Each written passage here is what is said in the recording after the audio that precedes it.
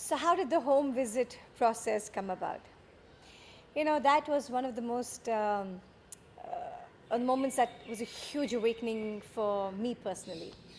I remember it must have been in possibly the first or second year of Riverside, right? All of us, gung-ho, believing that we understood how children learn, and we had a little bit of this, I would say, I wouldn't call it arrogance, but this kind of feeling that we know it, right? We know that children need to play, and we know that children need to have sleep and physical exercise, and all of the should be done and has to be done was all in our vocabulary. And so in that same gusto, I remember speaking to my grade, who was just all of, 7 years. I think they would have been 7-year-olds. And we were talking about what we do when we go back home. And one of my children, Zeel, actually told me, she said, okay, ma'am, I just go home and I don't go to play. And immediately my so-called naive hackles arose, and I said, oh my God, how can it be that children cannot go down to play? And with that so-called righteous anger, I called up the mother and I said, Peena, how can Zeel not go to play? And she kind of smiled and she said, Kiran ma'am, aap mere ghar aa jao ek baar. She said, come home one day. And I, of course, and in my, again, righteous kind of stance, I went home. And I cannot tell you what humbling experience that was.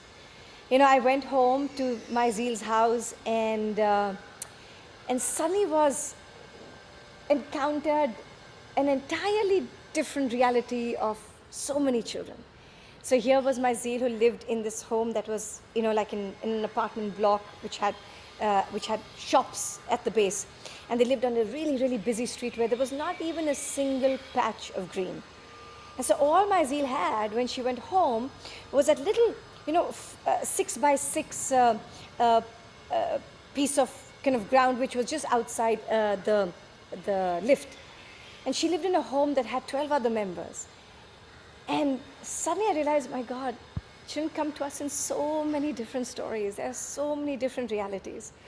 And I couldn't be more grateful to Peena to have called me to her home to let me understand that despite the fact that sometimes children don't necessarily have all what we call the material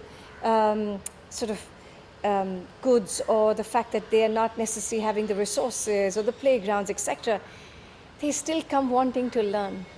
And that story of Zeel helped me understand her better, helped me understand that, how quick we are to label parents, children with our limited understanding, and then we start giving them stories that are not their true stories. So the home visit became a wonderful, wonderful opportunity for all of us to kind of get the more complete story, not only of the child, but also the parents who really who do so much to have their children have an education. So the home visit was one of the most humbling experiences that I've had.